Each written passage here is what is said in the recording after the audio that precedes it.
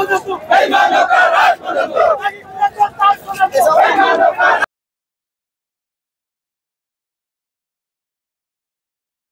फिर से स्वागत है आपका कंचन टीवी पर।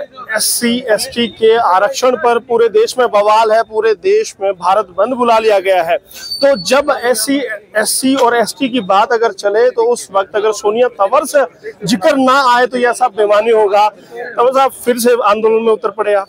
सर इसलिए जरूरी है, देखो आंदोलन होने चाहिए, अच्छी बात है, लोगों में एक जागरूकता आती है, लेकिन कई बार आवाज उठाना इसलिए ज्यादा जरूरी हो जाता है क्योंकि लोगों को ऐसा लगता है कि शायद ये लोग मर गए हैं। तो अपने जिंदा रहने की एक पहचान दिखाने के लिए लोगों को कि भाई अभी मैं मरे नहीं है। सरकार को भी कहीं ना कहीं ये लगने लगा था कि इन लोगों की ना हमें वोटों की जरूरत है, ना हमें इनकी संख्या की जरूरत है। तो उसको जताने के लिए आज एक जिंदा रहने का आक्रोश विशाल यात्रा हम लोग निकाल रहे हैं। जहां सोनिया तंवर जहां पर हो वहां जिंदा रहने का तो सवाल ही नहीं पूछा जा सकता, क्योंकि जीते जागते उदाहरण है, कहीं ना कहीं क्रांतिकारी विचारों का नाम है सोनिया। तो आज झंडा भी है और डंडा भी साथ है, तो डंडे से आज भारत बंद कराने वाले हैं। सर ऐसा है, भारत बंद के लिए हम किसी का शटर नहीं डाउन करने वाले, लेकिन हम ये जरूर चाहते हैं कि जो जितने भी दुकानदार हैं वो खुद हमारा साथ दें, क्योंकि हमने हमेशा उनकी लड़ाई में उनका साथ दिया है। हमने किसानों की लड़ाई में जब पिटने की बारी आती तो सबसे ज्यादा लठ हमारे समाज को लगते थे। तो मैं उनको ये चाहती थी कि जब हम आपकी लड़ाई में हमारे साथ थे तो आज आप हमारी लड़ाई में हो। अगर आप हमारे साथ नहीं चल सकते, कम से कम अपनी दुकानों के शटर बंद करो, अपनी गाड़ियां बंद करो, हम ये चाहते हैं। लेकिन हम जबरदस्ती किसी के साथ नहीं करना चाहते। प्रेम से हमारी रिक्वेस्ट है उनसे कि उनको खुद बंद करना चाहिए जी। तो लेकिन फिर भी अगर नहीं करते हैं तो कोई बात नहीं, हमारा काम जो है वो सरकार की दिमाग की नसों को खोलना है, जो शायद कहीं ना कहीं ब्लॉक हो गई है, तो हम उसको खोलने का प्रयास करेंगे। लेकिन क्या आपको लगता है कि भारत बंद बुलाने से, ऐसे रोष प्रदर्शन करने से कुछ फर्क पड़ने वाला है? क्या वाकई में बदलाव आ जाएगा? सर कम से कम हम प्रयास तो कर लें, उनसे तो बेहतर ही रहेंगे जो घर बैठे हैं, चुप बैठे हैं। हम अगर प्रयास भी ना करें तो शायद हमें ये लगेगा कि यार अगर हम रो लेते तो क्या पता कोई हमें चुप कराने के लिए आ जाता। आज सरकार ये कहती है कि ये लोग हमें वोट नहीं करते, और मैं आपको कह दूं कि हमारे जितने भी MLA MP बीजेपी में हैं, भाजपा सरकार में भी हैं, राज्य मंत्री भी है, MP भी हैं, लेकिन उनको हम नजर ही नहीं आ रहे। आज सब लोग चुप बैठे हुए हैं। उनको भी ये जताना चाहते हैं कि भाई समाज के बगैर कुछ नहीं है। आज ये आंदोलन किसी राजनीतिक पार्टी ने खड़ा नहीं किया, किसी राजनीतिक सपोर्ट ने खड़ा नहीं किया, ये समाज के सामाजिक लोगों ने खड़ा किया है, जिन्होंने समझा कि ये जो कानून आया ये गलत है जी। और अगर राजनीतिक पार्टियां ये कहना चाहती है कि आज हम समर्थन करते हैं, भाई स्वागत है आप लोगों का, आओ जरा भेजो अपने MLA MPओ को। पब्लिक तो आ ही रही है, पब्लिक का क्या गिनती करवा रहे हो कि ये मेरे कार्यकर्ता है? पब्लिक आज यहाँ अगर एक भी कार्यकर्ता आया है तो वो अपने मन से आया है, किसी राजनीतिक पार्टी के कहने से नहीं आया।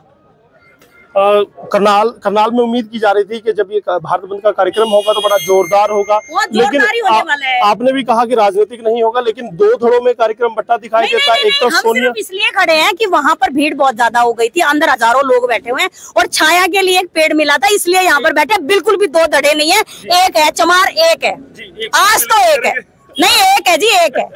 चलिएगा सोनिया जी ने जी, भाई आज तो चमारों की गिनती हो रही है यहाँ। कोई अगर ये देखता हो कि भाई और बहुत सारे लोग खड़े, कट्टर चमार खड़े हैं भाई आज तो। चलिएगा वो स्वीकार करते हैं कि दो धड़े नहीं है भाई साहब, थोड़ा सा हवा लेने के लिए, क्योंकि वहां पर भीड़ थी और एकजुट होकर ये भारत बंद का आह्वान किया है और निकलने वाले और भी साथी हैं, उनसे बात करते हैं। क्या कहेंगे साहब, आज इस तपती गर्मी में, उमस भरी गर्मी में आप निकल आए सूट बूट के साथ? देखिए ऐसा है, हमने सर के ऊपर पगड़ी बांध रखी चौधर की जी।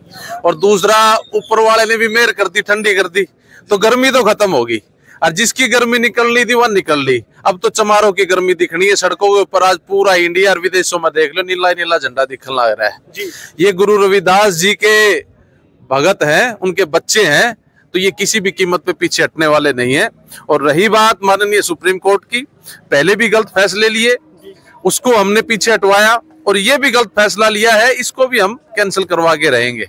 हम किसी भी प्रकार से अपने समाज को बंटने नहीं देंगे। अगर छोटा भाई जिद करके कोई गलती कर बैठे तो बड़े भाई का फर्ज है कि उसको समझाए जी। तो वही काम आज चमार कम्युनिटी करने जा रही है कि जितने भी हमारे छोटे भाइयों ने ये कहा कि भी बांट दो, ठीक है। और हरियाणा के अंदर 34 लाख चमारों को सरकार के द्वारा और माननीय सुप्रीम कोर्ट के द्वारा अलग करने का कार्य किया, वो बड़ा ही निंदनीय है। और चमार समाज के अंदर पूर्ण रूप से रोष है। आज ना तो गवर्नमेंट एम्प्लॉय ऑफिसों के अंदर है, हमारे बच्चे भी घरों के अंदर है, और जितने युवा साथी और क्रांतिकारी है जो सड़कों पे उतर के पैदल चल के अपने समाज की आवाज को बुलंद कर सकते हैं, वो आज आप गुरु रविदास प्रांगण के अंदर मौजूद है।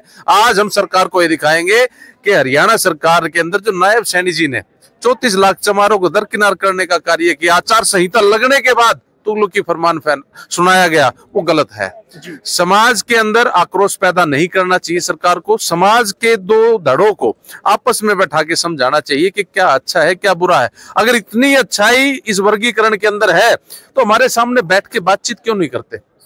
हमारे समाज को भी समझाए ना कि भाई हाँ, इसके अंदर ये प्लस पॉइंट है।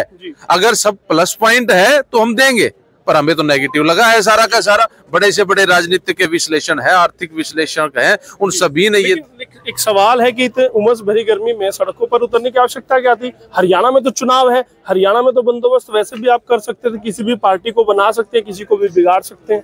देखिए, एक अक्सर हमारे समाज के लोग ये बात कहते हैं, गुरु रविदास जी के चेले हैं, संघर्षों के हम आदि। ठीक है, गर्मी वगैरह कुछ लगती, इस गर्मी के अंदर भी बाबा साहब का दिया हुआ कोट पहन के खड़े हैं। ठीक है, हमारे गुरु रहबरों की दी हुई पगड़ी सर पे बांध के खड़े हैं, तो भी चौधरी लोग ना कोई गर्मी नहीं लगा करती ना ठंड लगा करती। कर सकते थे वोट के जरिए, क्योंकि आने करेंगे 1 तारीख को करेंगे। अब तो हमारे समाज से आवाज उठने लगी है कि जनरल सीटों के ऊपर भी कैंडिडेट उतारेंगे, आजाद उम्मीदवार उतारेंगे, ना किसी पार्टी का झंडा उठाना, ना किसी का वो करना है। जो पार्टी हमारा साथ देगी उसका स्वागत, और नहीं देंगे तो भाई अपना मनपसंद कैंडिडेट उतारेंगे। सीधी चेतावनी, बिल्कुल चेतावनी का है, बिल्कुल है। देखिए, जनरल आज पूरे अपसंद हल्के की बात कर लो, खाली 36,000 तो चमार है। शमशेर सिंह को की बन रहा है, वहां पे 31,000 वोट लेकर बन रहा है। 36,000 चमार एक दड़े में बढ़ जाए, वोट फालतू रह जाएंगी। ठीक है, आप घरौंडा की बात कर लो, करनाल की बात करो, पुंडरी की कर लो, इंद्री की कर लो, हरियाणा के किसी भी विधानसभा की बात कर लो, चमारों की संख्या 40,000, 36,000, 35,000 है। और इतने में तो हम पता नहीं कितने आजाद एमएलए बना लेंगे। तो हम आजाद लड़ने का काम भी करेंगे, हमें किसी पार्टी की भी जरूरत नहीं है। यानी अब खतरे की घंटी है सरकार, बिल्कुल खतरे की घंटी है। आज लड़ेंगे तो कल जीतेंगे। जो पार्टी हमारा साथ देगी, जो हमारे कैंडिडेटों को, चमार समाज के लोगों को टिकट देगी, चाहे जनरल सीट के ऊपर भी टिकट देगी ना, हम उसका साथ देंगे। अगर जनरल सीटों पे किसी ने जिन्हें हमारा साथ नहीं दिया, किसी कम्युनिटी ने, हम उसको वोट देने का कार्य नहीं करेंगे। ये हमारे समाज की खुली चेतावनी। बहुत बहुत धन्यवाद कंचन टीवी से बात करने के लिए। Thank you. चलिएगा, अब अगर आप गलती कर रहे हैं कि भारत बंद को सिर्फ भाई साहब थोड़ा सा हमें दे दीजिए, क्योंकि भाई साहब ने पगड़ी डाली है और वो भी रिकॉर्ड कर रहे हैं, वो भी डालेंगे अपने चैनल पर। लेकिन आपको बता दूं कि अगर आप भारत बंद को सिर्फ भारत बंद समझने की गलती कर रहे हैं तो भाई साहब आप गलत हैं, क्योंकि यहाँ पर 1 अक्टूबर को हरियाणा में विधानसभा चुनाव है, तो कहीं ना कहीं उसके लिए ये प्योद रोपी जा रही है और फिर फसल लगेगी और फिर फसल कटेगी 4 अक्टूबर को, और तब हो सकता है कि इस भारत बंद का बड़ा असर देखने को मिले। आपको क्या लगता है कि कहीं ना कहीं भाजपा के लिए खतरे की घंटी है या फिर कांग्रेस के लिए फायदे की? आप बताइएगा और जरूर बने रहिएगा कंचन टीवी के साथ।